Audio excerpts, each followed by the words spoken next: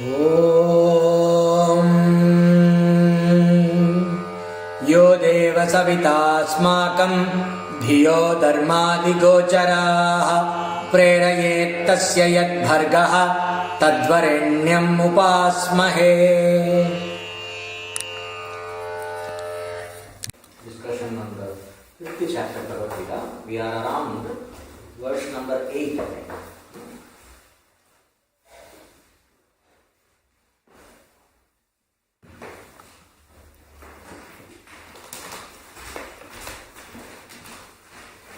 Seventh. So we saw that renunciation is very difficult to accomplish without the purification process that one goes through while practicing Karma Yoga. While one is devoted to the life of Karma Yoga, the mind is purified. Without that purification process, renunciation is very difficult to accomplish. Sanyasastu mahabhavo dukkam aptum ayogadaha yoga yukto muni brahma nachirena adhigacchati. Whereas the renunciation of action is difficult to accomplish without Karma Yoga, whereas the one who is committed to a life of Karma Yoga and is capable of reasoning attains Brahman quickly. Reasoning which is in keeping with the Shruti. So here we saw this applies only to the talk that Karma Yoga is better than renunciation is only for a person who does not have the self-knowledge. So we are talking about a non-mover of the self, for Ajnani. For Ajnani who is desiring moksha, it is better to choose a life of Karma Yoga. We saw in very detailed manner in the last classes. Then after that we will see he attains Brahman quickly. Means instead of struggling and blowing steam through forceful renunciation and being frustrated, a life of Karma Yoga allows you to flower in purity and bear the fruit of self-knowledge effortlessly during the course of life. It becomes very easy. It is quick. That's what it says. Now,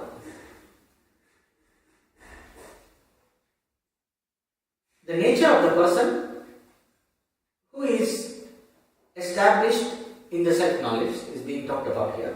Yoga yukto vishuddhatma vijitatma jitendriya sarva bhutatma bhutatma kurvannapi na libyate. We also saw this, I believe, which is the person whose mind is purified by being committed to a life of Karma Yoga, followed by the mastery of the body and the sense organs, and followed by the self-knowledge, the one who knows oneself to be the self in all beings. Such a person is not affected even while doing actions. That means, kurvannapi na libyate, the action does not taint him because the person knows, I as the self, I am not the doer. Sarva bhutatma bhutatma means the one who sees the self of everybody as his own self, one's own self. Means a person who knows oneself to be Brahman. One who has the clear understanding that I am Brahman, means I alone am all that here is me, the Brahmajnana. That person is not affected even while doing actions. How he is not affected? We are seeing. The one who is together, naiva kinchit karomi iti yukto manyate tattvavid. That person who is the knower of the truth, who thinks or who considers or who knows clearly that I don't do anything at all. I am not the doer. One who sees me, the one who thinks means what? The one who clearly understands the nature of the self to be the non-doer. Na karta, na bhokta. I am not the doer, I am not the enjoyer. One who clearly sees the nature of the self as not being affected by doership or enjoyership in the middle of any situation. Pashyan, shrinvan, sprishan, jigran, nasnan, gachan, swapan, swasan, pralapan, visarjan, grihnan, nurmishan, nimishan napi, indriyartheshu vartantaha iti dharayan. The one who is together, naiva kinchit karomi iti yukto manyate tattvavid. Yukto manyate tattvavid. Yuktaha means the one who is together, in the sense the one who has accomplished the equanimity and the purity of mind from Karma Yoga, plus the one who has mastered the sense faculties, and the plus the person who has the control or the mastery over the movements of the ego, movements of the mind, movements of the sense organs, etc. That person who also has the vision of the reality about the self. So, yuktaha manyate tattvavid, the one who knows the truth. Even though the person is seeing, hearing, touching, smelling, eating, walking, sleeping, breathing, talking, releasing, grasping, opening and closing the eyes, etc. means all the activities of the five sense organs. Plus the mind and the buddhi. You can also add thinking, you can also add thinking, meditating, or calculating, being busy in office work, whatever action that you can think of, put into that.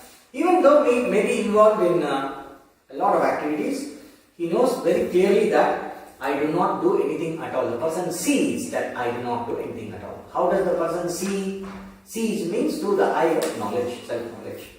And the person very clearly knows that the organs are engaged in their objects. So now when you are seeing me, when you are listening, are you the listener? The sound from here goes through the ears, the vision from here goes through your eyes and registers in the brain. A part of your mind becomes the object, the part of the mind becomes the subject. So, indriyan indriyarteshu means the faculty of perception, which is your eyes and ears. Indriyarthaha is what? The object of the sense faculty. Eye means, if you are looking at me, I am the indriyartha, the object of your visual perception is me. And the object of your auditory perception is the sound that you are hearing, the Bhagavad Gita. So the sense faculty is interacting with the object of the sense faculty, and the result is produced in the mind, and the mind is resulting, the thinking faculty is interacting with the object of the thinking faculty. So the hearing belongs to the hearing faculty, the vision belongs to the visual faculty, knowledge belongs to the mind, and nothing touches you. Everything happens because of you, but you are not in anything. This is the knowledge of the self. So it is a Nitya and Satya. So all that happens in the mind and the body is Nitya, and I am the Satya who is not affected by the Nitya. In India, we have a musical instrument made out of pot. It's called Ghatam. So you have a pot, and then the person does a lot of things with the pot. He takes the pot and tap, and all that. And then sometimes there are these Ghatam Vidwan, the player. There was a very famous one, Valaipatti. Not Valaipatti, it's Vinayakaram, one person was there. So he will throw the pot. He will throw the pot, tap, and he will throw, and then he will play here, and then catch and play here. All kinds of things he will do. Now, all this is happening to the pot or the cane. What is being affected there? The relationship between the sound and the one which produces the sound. If I give you a lump of clay, does it produce sound? So the ghatam is being played upon. The ghatam is being played upon does not affect the clayness of the clay. The clay remains clay. Of course, it vibrates a little bit and all that. So what is the vibration? The clay is interacting, the spatial orientation is interacting, it is vibrating the air around. That is what is creating the sound. Right? So the clay remains clay, nothing happens to it. So similarly, the consciousness is reflected in the mind. The consciousness is reflected in the mind. The consciousness which is reflected in the mind is operating through the sense faculties.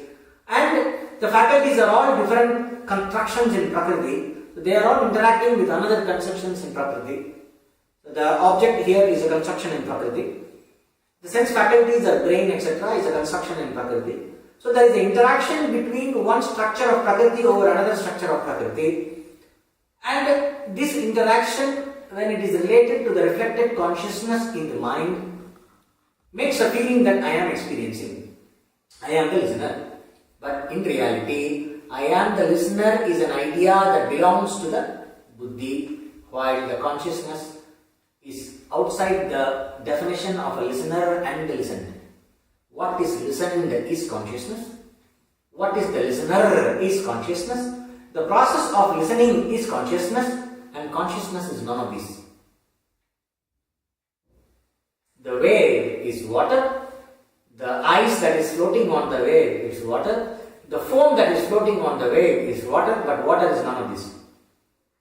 Like that, you, the self, you are neither the listener, nor the doer, nor the enjoyer, while all of them they rise and fall in you as different modes of Prakriti. That is the self-knowledge. So, a knower of the self knows this and sees this truth while being in the middle of any situation, of any active situation.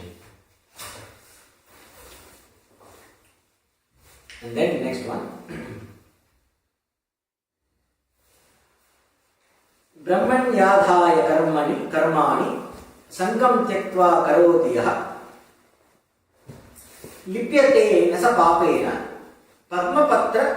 पद्मपत्रम इवाम्बसा. Now, till now we talked about the person who is the knower of the self. So, the one who has, now he is talking about the greatness of the jnani, the person who has lived the life of karma yoga, perfected the mind. After perfecting the mind, has been blessed with self-knowledge. Such a person, in spite of being in the middle of activity, knows very clearly that I do not act, is not bound by the action and the result of action. This is the state of the jnani. But what if you are not a jnani, you are only a karma yogi? So what is the status of a person who does not have knowledge but is a practitioner of karma yoga? If you are not a sannyasi yet, you are a karma yogi. So what is your status? As a karma yogi, how are you going to be bound by karma? Will you have the anxiety or not? So the next one talks about ajnani, a non-knower, but who is devoted to karma yoga. For that person, the one who is devoted to the yoga buddhi while doing actions is a karma yogi. For that person who performs actions, giving up attachment, offering one's action unto Brahman as Ishvara. Here it means Ishvara Pranidhanam. The one who considers that I do not work for my own sake, I work for the Lord's sake. Even my body and my mind belong to the Lord. And I am an instrument or a servant in the hand of the Lord. The Lord is the master. All that I do is for the sake of the Lord alone. If I am going for the job, the job is supposed to give some money, and the money and the job and the satisfaction that comes from the job, the credit that comes from the job, whatever I am doing with an attitude of puja. Whatever I am doing is a puja. Whatever I am doing is a worship of the Lord. I am doing it because I am an instrument or a servant in the hands of the Lord. I am doing it for the sake of the Lord, not for my own sake. So without the sense of I and mine, without the sense of mine, mamakara, this is mine, my action, my accomplishment, the results belong to me, and my dharma, my karma, without this idea of the mine, doing everything as a dedication to the Lord. Such a person who has this Ishvararpita buddhi through all the actions, for that person is not affected by papa. Sangam tattva karoteha lipyate nasa papena means not affected by papa. That is not affected by the sin. Here means you should include virtue also. First we understand. So what are the different kinds of karma? Karma yogi, a person who does actions. All the actions are done as an offering to the Lord. Not only the actions are offering to the Lord, your own body and mind are considered as the properties of the Lord. You don't say my body, I did it as an offering to the Lord. That also no. This body and the mind belongs to the Lord. With this body and the mind which is the Lord's, I offer this action to the Lord. So everything belongs to the Lord. There is nothing that is mine here. There is no pride over the doership also. There is no pride over the act of offering also. So such a person who does not entertain the idea of mindness in any action, but everything is dedicated to the Lord, such a person is not affected by the results of the action. Now, this person may do many actions. Some action may be according to dharma, some action may not be according to dharma. Some action may be against dharma, possibly because the knowledge is limited. The power of self-control is limited. The possibilities are endless, and one is a victim of so many forces, especially in Kali Yuga. Starting from the early morning onwards, there is adharma in every activity. The way way we brush our teeth is adharma. According to Ayurveda, the way we brush our teeth with the brush is not correct. You should not go for toilet in water. You must go for toilet only in earth, not on water. We are all going for toilet in the toilet and flushing it with water instantly. We are polluting the waterways and we are polluting the groundwater. Actually, it is one of the highest adharmas. So starting from the morning toilet onwards till you sleep, there is adharma everywhere. If you read Dharma Shastra, you cannot sit in peace for 1 minute. So much adharma is there in our life. But this person, when the person is doing adharma, it brings sin. For example, if you do an action that is against dharma, it brings an undesirable result.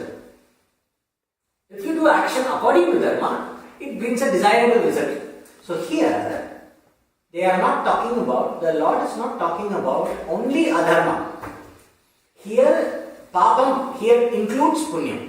Because when you compare the desire for moksha, the same point we saw some classes before.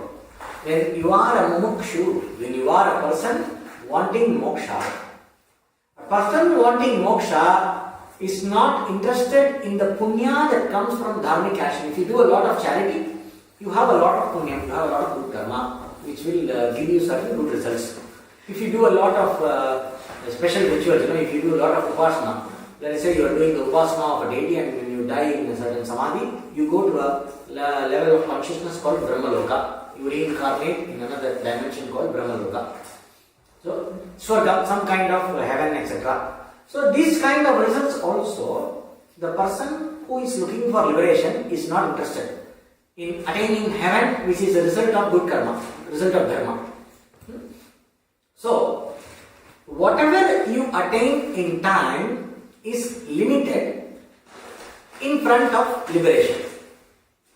So, in the eyes of good karma, bad karma, the result of bad karma, which is papam, which is sin, which is an undesirable result which causes pain, is called as sin. In the eyes of dharmic action, adharmic action is sin. But from the perspective of liberation, even good karma that gives you good result, enjoyable result, is as good as sin. Because it is also limiting. What is undesirable is sin. So for a person who is devoted to the result of liberation, even positive karma is as bad and undesirable as a negative karma. Equally undesirable. That's why we say, Iruvinai oppu in Tamil means the result of good karma and bad karma are seen as equal. That means you see the limitation in both. And then you are devoted to purification of the mind. Then the inquiring mind that awakens to the desire for the self, to know the self, arises. Then one meets the Guru. Iruvinai oppu, Malaparibhagam, then they say Sattinipadam, Sadguru Darshanam. This is the fourth step they talk in Saiva Siddhanta. The same concept here. So the person sees Sukrutam, Dushkrutam both as equally sinful, equally binding. That means the person is not affected by the result of either good karma or bad karma. He is not affected. How, like a lotus flower, a lotus leaf. A leaf of a lotus in a pond, if you see, you put some water on that, the water droplet will shake on the top and then it will fall. It will not stay on it will not stick to the leaf. Leaf will not get wet. That means the person being in the middle of samsara is not affected. Because of this yoga buddhi. Yoga buddhi, the Ishvara pranidhana gives a certain coating that does not affect the psyche with the action and the results of action. Such that then what happens? The mind starts purifying over a period of time. So this is the statement on a karma yogi who has not attained the sannyasa, which is the result of knowledge. The karma yogi, the one who does not have self-knowledge, is being talked about here. Now the next extension of that.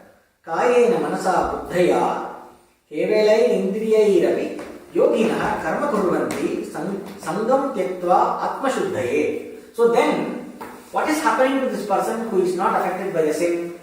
These karma yogis, they giving up attachment, they perform action purely for the sake of self-purification. They perform actions without being impelled by likes and dislikes. Yoginah karma kuruvanti. What karma? The karma that is not impelled by likes and dislikes. The action that is not prompted by I like so I will do, I will not like so I will not do. This is not the motivation behind action. The motivation behind action is this action has to be done. So let me do it. While doing it, let me do it as an offering to the Lord. This action needs to be done. It is part of the universal order, and I am connected to this action because I have to play my role. Because I have to play my role, let me play my role, which is part of this cosmic order sustained by the Lord. So the role becomes a contribution to the universal harmony, which only the Lord knows what is the harmony. So I do this action as an offering to the Lord. So the person does action like that with the body, mind, intellect, and also by the sense organs. Kevalai means only by the sense organs. Here means you are only doing the action as a offering to the Lord. The only with the sense organ, the only word here means without the sense of egoism, without the sense of mind. The sense of mindness is not encouraged in the action, in the faculties of action.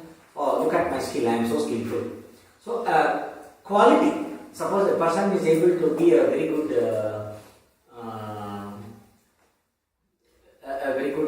craftsman in something. The quality, the skill set that belongs to the faculties of action, the understanding, the skill set that belongs to the knowledge, the sharpness of the senses, all that is considered as belonging to the Lord. I did this action as an offering, I made this wonderful piece with my skills as an offering to the Lord. No. The Lord has blessed this body with a certain skill set. The sense faculties are sharp, which is also a contribution of the Lord. So the sharp senses which belong to the Lord, the sharp thinking that belongs to the Lord, the instruments of action and the perception belong to the Lord. With that, somehow I have a sense of doership. I think I am doing. So I do this. With all the blessings given by the Lord, I offer this back to the Lord. It's like, you pluck a flower from the garden and offer to the Lord. The flower belongs to the God, it belongs to the universe, it belongs to the nature. Did you create a flower? We cannot create even one plant cell. In the laboratory, we cannot create even one proper cell, one grass you cannot create in the laboratory. Without using anything from the universe, you cannot create anything absolutely fresh. So you have to use the elements, the Panchabhutas. Panchabhutas are sustained. The laws of physics and chemistry are sustained in the mind of the Lord. So, whatever I take is from the Lord. It belongs to the Lord, and whatever I do is an offering to the Lord. So this I understand. So I don't have this sense of conceit about my sense faculties and mind and my understanding, my buddhi, my faculties, and my skill set and my actions. What I do, I don't have a sense of ownership over anything. Everything belongs to the Lord. I am doing this action as an offering to the Lord. With that attitude, the person does. For such a person, there will be no result of karma. So what will be the result? Is it a useless action? Because a normal person who works for the result gets the result. So is it the result is not there, then what the person gets? He gets nothing? No. The person gets Atma Shuddhaye for the sake of purification of the mind. Atma Shuddhaye means for the sake of purification of the ego structure. Your sense of self gets purified. That means you slowly extract your sense of egoistic considerations about yourself out of habitual errors, and the grip of karma loosens, the grip of your compulsions, the grip of the habit patterns, all of them loosen up. So when the grip of your habit patterns and ego structure loosens up, your mind becomes objective and available for knowledge. This is called Atma Shuddhi. Why it is always called, it can be called as Bhuta Shuddhi, Chitta Shuddhi, Indriya Shuddhi, Mano Shuddhi, Prana Shuddhi. No, Atma Shuddhi. So here Atma means all that you consider as yourself is purified. Purified means it is brought back to reality. The ignorance and its products are gradually removed. Ignorance is not removed by Karma Yoga, but the products of ignorance, which is like Raga, Dvesha, and Abhinivesha, and Asmita, all this, the structure of Asmita loosens up. The ego softens a little. You soften your ego. When the ego softens, you can make a jewel out of it, like gold. The gold has to be sharpened, the gold has to be cast into the fire, it has to be softened by the fire. When the metal becomes malleable and soft, then you can mold it into ornaments. So the ego, when it is softened by the process of bhakti, by yoga, it can be taught the truth of the self. And the truth of the self will be able to shine in the mind like an ornament. The buddhi can be given the ornament of jnana. Otherwise, it becomes only like a clump which is, who wants a gold that is part of the mud and part of the slush which is not purified and extracted out. Like how you extract the gold out of slag. Similarly, you extract the mature mind out of the confused mind. That is the process of self-purification. Then,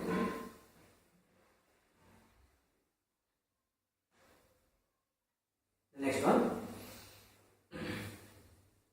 Yuktah karma palam tyaktva sandhim apnoti naishthikīm ayuktah kamakarena phale sakto nibadhyate.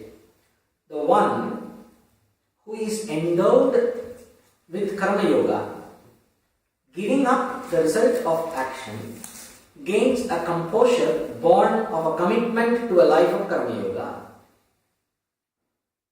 Shantim apnoti. Shantim means a certain kind of a composure. It is also called as samadhi. In Patanjali Yoga Sutra, he says Kriya Yoga. There is the first verse in the second chapter of Patanjali Yoga Sutra, the chapter on sadhana, on practice, tapas, swadhyaya, ishvara pranidhanam, kriya yoga, which is exactly the same as karma yoga, I told before. So what do you get for klesha tanukaranarthascha, samadhir bhavanartha? Samadhir bhavanartha, klesha tanukaranarthascha. For the purpose of attaining samadhi, which means a certain kind of equanimity. Here it does not mean nirvikalpa samadhi and all that. Here it means equanimity. The mind that is free from the reactive pattern. The mind that is able to sustain the equilibrium and the equanimity and the composure amidst all situations. And klesha tanukaranarthascha means to attenuate, to weaken the grip of the habit patterns, to weaken the grip of the ego structure, to weaken the grip of the different likes and dislikes. The person is not coming under the influence of likes and dislikes. The person is not coming under the compulsions of the ego structure. They don't assert themselves so strongly anymore. That's all. So when that is there, you get what is called as samadhi. The same samadhi is told here as shanti. Shanti mapnoti attains a certain level of composure. Naishtikim means being devoted, being committed to this. Whereas the one who is not committed to a life of karma yoga, led by desire, is bound, being attached to the result of action. If you are not committed by the yogic attitude, if you are not committed to the yogic attitude, what are you committed? You are committed to do action based on I want this, I want that, I don't want this, I don't want that. So when I want and I don't want becomes the motivation of action, then what happens? You are very keen on the result. So when you are very keen on the result, you are bound by the patterns of action and result of action. You are bound by the mechanism of karma. The person who is bound by the mechanism of karma will not become free, is not available for moksha, will not be able to attain the highest happiness, which is the true nature of the self.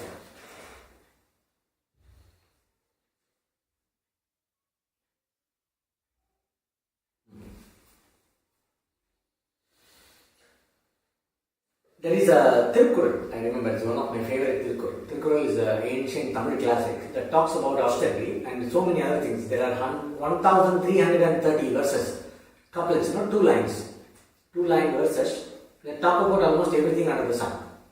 There is one adhikara, 110 verses on tapasya. In that he says, those who do tapasya, those who are doing austerity are those who are performing their duty. Tavam seva, tam karmam seva. Other than that, who are the others? The others are all doing what is not to be done. Avam seva. Avam means something that is not desirable, something that gives an undesirable result. Asayukpat. The who whoever is working based on desire, whoever is acting based on desire is leading themselves into more and more patterns of struggle and sorrow. Even though you might get some temporary success, that success is, whatever success you get is temporary, and even getting that is controlled by so many factors that are not under your control. So there is always an anxiety while you are trying to get something of being able to do or not. Then there is an anxiety of acquiring and getting the result. After getting the result, there is an anxiety of preserving it. While preserving it, there is an anxiety of losing it. And this is common for every accomplishment. This being the case, a person who is acting based on desire to satisfy only the desire, with a sense of doership and enjoyership, without the yogic attitude, is pushing themselves into cycles of deeper and deeper bondage, struggle, which is nothing but sorrow, and shoka moha. So the person becomes a victim of all these patterns and cannot taste lasting happiness. So there will be, it is like a wrong track. If you want happiness, this is the wrong approach you are doing. This approach does not give happiness. It may give certain things, but if you are somebody who wants happiness, this is not the approach. That's what he says. So a person who is developing the yogic attitude, slowly the person is liberated from all this and attains a certain composure, a certain inner peace. And then sarva karmani manasa sanyasyaste sukham vasi navadvare pure dehi naiva kurvan nakarayan. The indweller of the physical body, the one who is self-controlled, having renounced all the actions mentally by knowledge, remains happily in the nine-gated city, neither performing action nor causing others to act. So here we will start going into the commentary.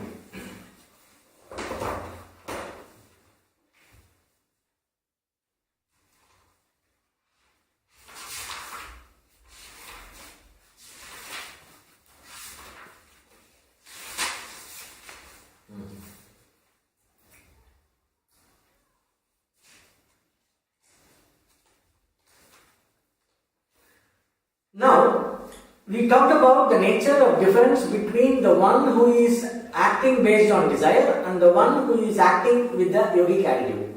Okay, he explained what happens. The person with yogic attitude slowly, becomes free from all the bondage and gradually attains peace and a certain level of composure, which allows the person to be available for self-knowledge and eventually attains self-knowledge.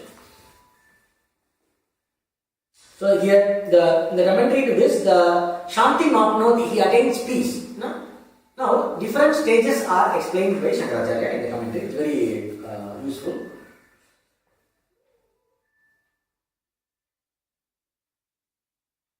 Nishtayam bhavam san karma phalam titva. So what is the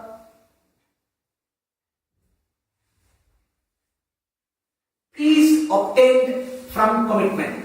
Peace obtained by being committed to the process of karma yoga and purification and knowledge. What is this peace obtained by commitment? What is this commitment? There are different stages in commitment. Commitment for purification, sattva shuddhi. After commitment for purification, you get a pure mind that is not under the influence of likes and dislikes. After you get a pure mind, what is the next stage? Jnana prapti. Being committed to the teaching, you attain knowledge, purity of mind. Then the next step of commitment is knowledge. After knowledge, sarva karma sannyasa means giving up. Knowledge is followed by vairagya, which is giving up of all sense of doership and enjoyership, and not being part of any action result sequence. Not seeing yourself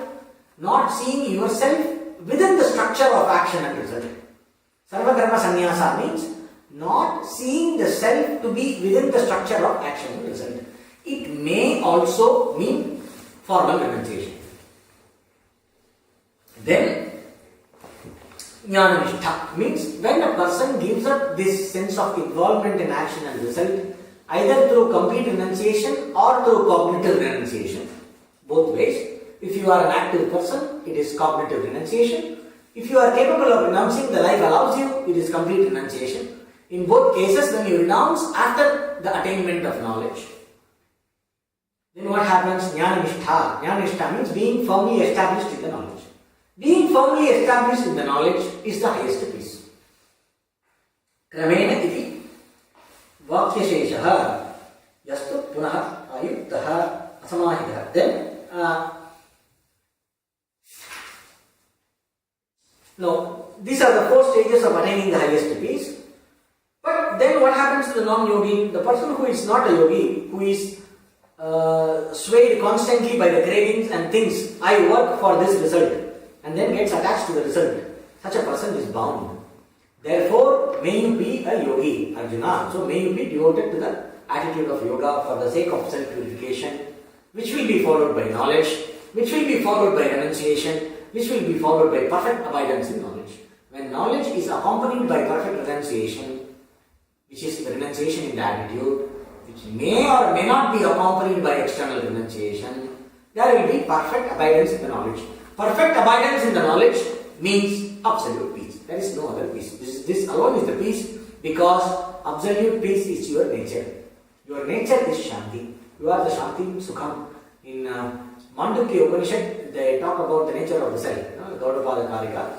In Advaita Prakarana says, Shantam Shivam Advaitam Ekatma Pratyaya Saram Atma Savidnyeyaha. Shantam Shivam Advaitam Ekatma Shantam Shivam Advaitam. So Shantam, Atma, the self is always described as the supreme peace. So when you see what you are, only where there is something other than you, it can disturb you. When there is nothing other than you, what choice you have? You have to be peaceful. So there is the choiceless peace. There is no, you cannot lose the peace. When you are firmly established in knowledge, lack of peace is impossible. Lack of happiness is impossible. It is like how the illusions of darkness are impossible when there is light. So I make some sound and then get you deluded about something. It is like you step on a rope and think it is a snake and you are afraid. Once you shine your torchlight on that and see it is a rope, take the torchlight off and can you be afraid? Still you don't see the rope. Try to think, oh, it is a snake. Try to be afraid. Once the ignorance is removed, it is impossible to entertain the products of ignorance. The knowledge burns karma and all its result. The fire of knowledge, that's what we know. Jnanagni dardha karmani. So when all the patterns of struggle and the experiences that are a result of struggle are completely destroyed by the fire of knowledge, what results is the absolute peace. So that is what is very clear. The person who sees the supreme reality. So here we are talking about till now the yogi who sequentially, gradually attains the highest peace in 4 different stages. First peace comes through the purification of the mind, which gives you a certain kind of a balanced disposition. Then comes the knowledge. Then comes the commitment to knowledge in the form of the highest vairagya, which is basically letting go of all the sense of doership, letting go of all the things, which is the sign of commitment for knowledge. Renunciation is the sign of commitment to knowledge, which is followed by perfect abidance in the knowledge. Step by step. So the person who is already established in the truth, what is the nature of this person? Sarva karmani manasa sanyasyaste sukham vashi navadvare pore dehi naiva kurvanna karayan. The person, after renouncing all sense of doership, self-controlled and who is endowed with spontaneous self-control, Nasa sanyasyaste sukham vashi navadvare, that person, while living in this body, is, he says, happily sits in the 9-gated city, neither working nor causing others to work. Naiva kurvan nakaraya. Naiva kurvan nakaraya. This person does not act, does not cause anybody to act. Sits happily in the 9-gated city. What is the 9-gated city? 1, 2, 3. 9 gates are 1, 2, 3, 4, 5, 6, 7, 8, 9. So 9 holes in the city. So this is a city. Body is compared to a city with 9 gates. And I am the one who lives in the city. So why this is told here? This is the fact about everybody. Everybody is living in a body. So the one who lives in the body, what is the big statement here? No. It's a very important statement because a normal person who is identified with the body thinks I am sitting, I am moving. He does not say the body is sitting, the body is moving, the body is eating. No. He says I am sitting, I am getting up, I am walking, I am doing, I am enjoying, I am suffering, I am healthy, I am sick, I am sad, I am happy. So whatever happens to the body is taken as belonging to oneself. But here, this statement is given to distinguish between the one with discrimination in contrast to the one without discrimination. While a normal person defines oneself based on the body, the person endowed with discrimination knows that I am not the body. I am the consciousness who appears to live in the body. You cannot say I am the consciousness who lives in the body also. The consciousness that appears to live in the body. Why it appears to live in the body? Even though I know that all that is here is myself alone. A jnani, an enlightened person, knows all that is here is me alone. The body, the world in which the body lives, the universe, the situation of the mind and the body connection, all this is me, there is only me. So when the body is also me but I am not the body, here this is the one who lives in the body is used to understand the difference between Satya and Mithya. Plus, the experiential fact. The fact of experience is one feels like living in the body. Even though there is no identification with the body, the consciousness is limited to the physical reality because of prarabdha karma. Till the prarabdha karma is there, the life is there in the body and the body goes on. So the physical experience continues. So experientially, I am living in the body will not change. So if you so-called enlightened, if you become enlightened, you start seeing like everything like in the Matrix movie, everything is like you see the whole universe in you. It's not like that. It is only through the knowledge. You will also feel like everywhere, but the identification. You will also feel like everybody, but the identification with the body is not there. The understanding, you will not feel that I am, whatever the body is doing, will not have a sting on the self.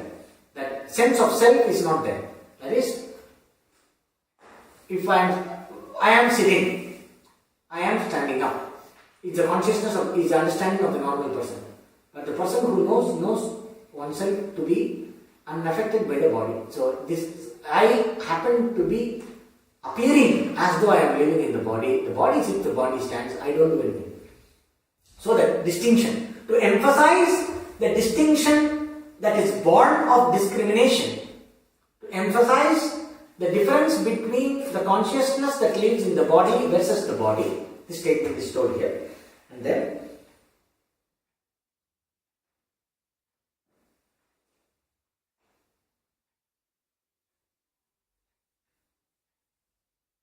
the Lord is the self, the mind and the intellect and the Puri. Puri means the city. The one who lives in this Puri, Dehi, the one, this is the Deha, the Dehi means is the Lord of the city, the one who lives in the city. That why the self is living in the city, also it means the body, the sense faculties, the mind, they are all here to serve the self which is inside. They are all different instruments. That means also indicates you are supposed to be the master of it. When they are all there to serve you, may you not lose your sense of self, serving to the body and serving to the demands of the sense faculties, serving to the demands of the mind. But may the mind, sense faculties and the body serve you. It is here the Purushartha of self-purification is emphasized. So when you understand the discrimination, self-control is implied. Then, in that city the embodied being resides, having given up all works. Having given up all works means the one does not see oneself to be the doer and the enjoyer. Here it is cognitive renunciation.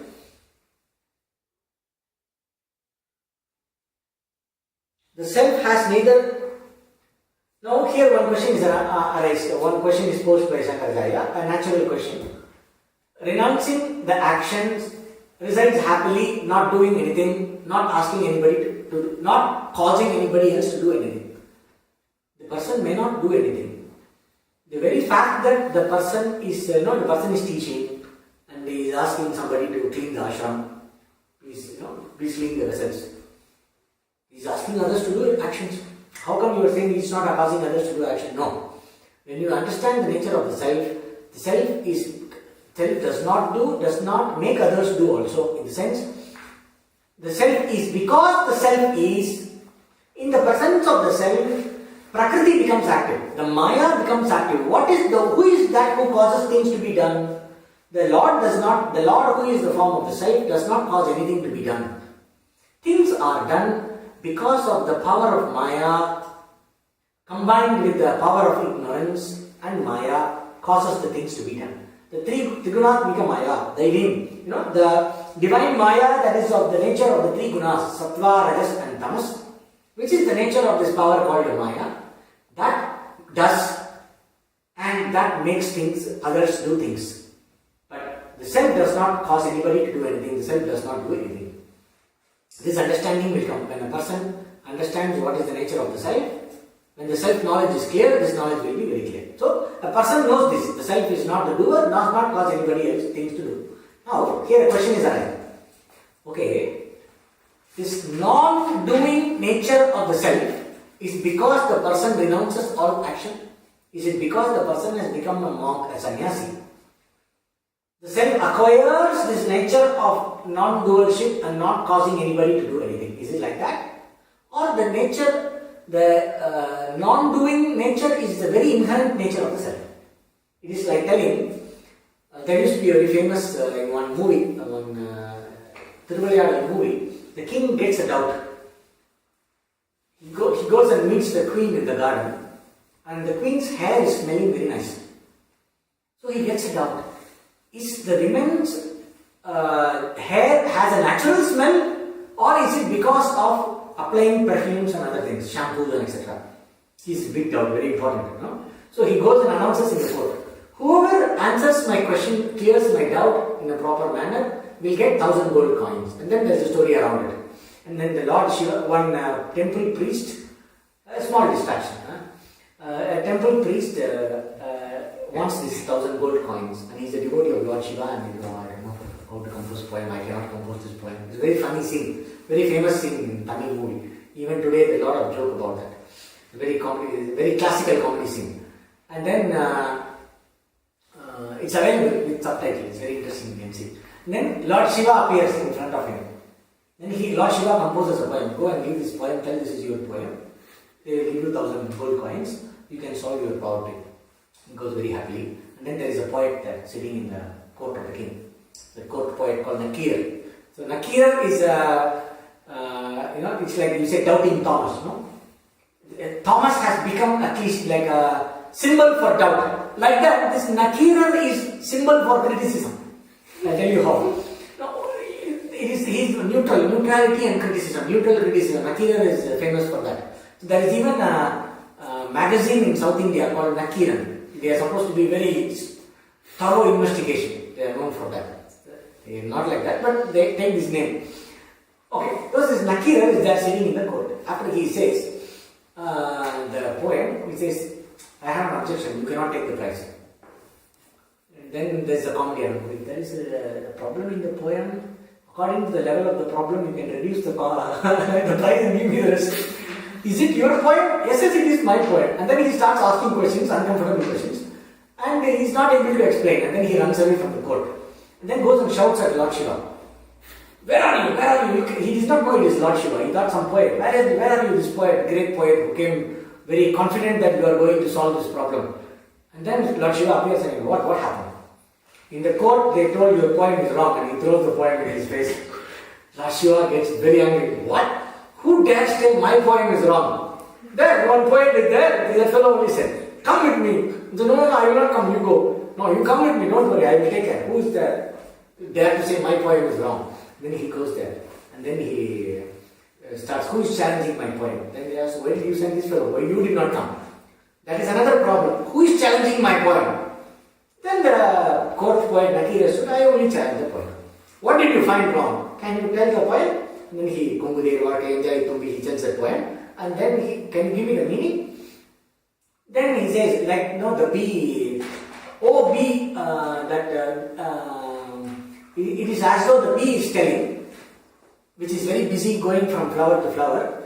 telling that the hair of women has its own natural scent, fragrance.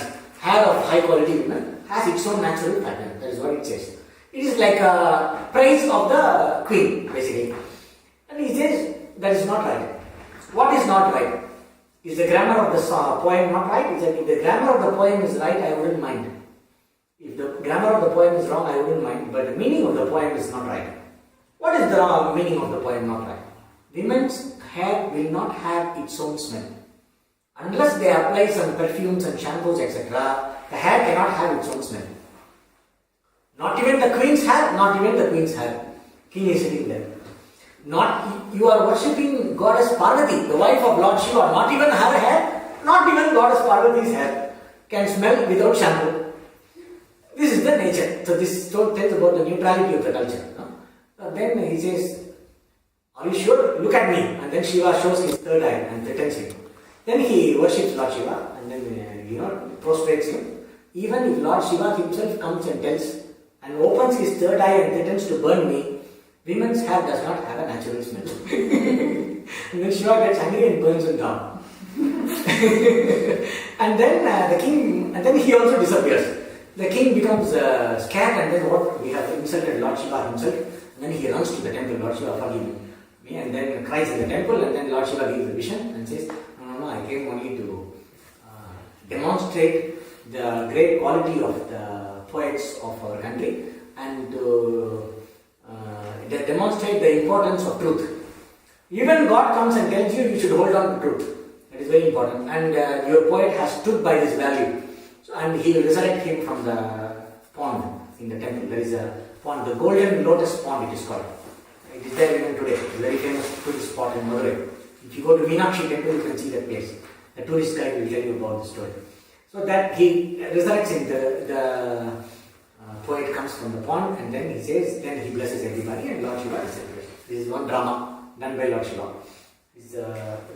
So, the hair of the woman has its own smell or it gets only by shampoo like that. There is a doubt raised by Shankaracharya. Is it the natural quality, it is the very nature of the self to be the non-doer, or because one fine morning I decide to become a Kalugar, the self becomes a non-doer? No. It is in the fundamental nature of the self itself is not doing. It is your own nature. That is why the knowledge reveals the non-doing nature of the self. That is why renunciation is not an act. Renunciation is an understanding that is being emphasized in this chapter.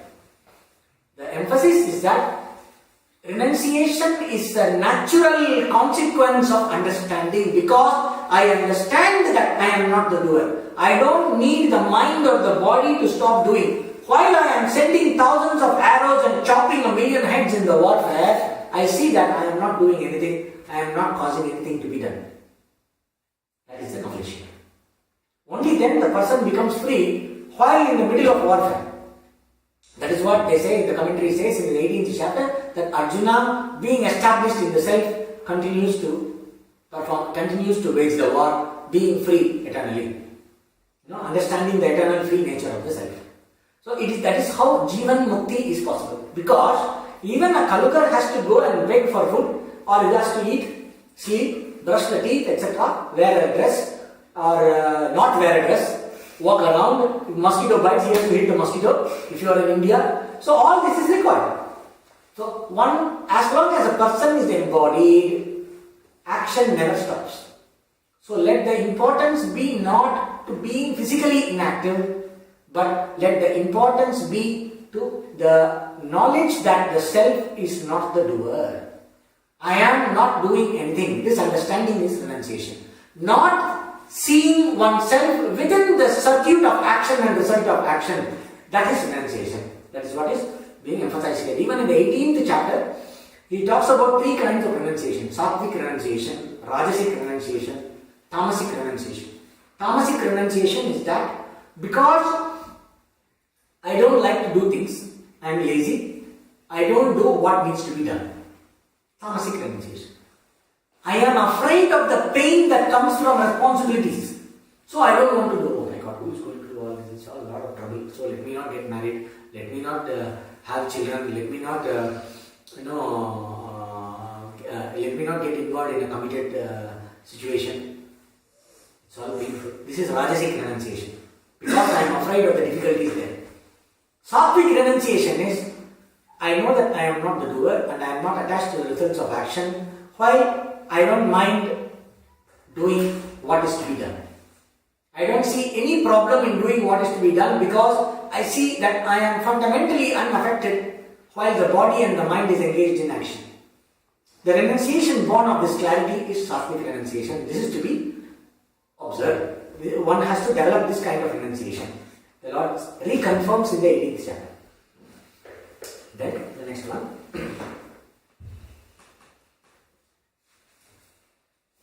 So this doubt he clears here. So the renunciation is the very nature of the self. The self itself is the non-doer and the non-enjoyer. So here he quotes Brihadaranyaka Upanishad. No? The self jayati iva, lelayati iva. The mind as though meditates, as though moves. The self as though meditates, as though moves. When the body moves, the self appears as though it is moving. Iva, it means vivarta. It is as though moving, as though meditating, as though thinking, as though talking. The self appears to be doing all this, while all these actions are mithya and they don't define the self. That's all. Then the next one. Nadatte kasyachit papam nachaiva sukrutam vibhuhu ajnanena avrutam jnanam yena mukhyanti jantavaha. Nadatte kasyatit papam. The Atman takes neither papa nor punya of anyone. Nachaiva sukrutam vibhuhu. Vibhuhu here means the self. It also means the Lord, the great one, the infinite one, and the boundless one.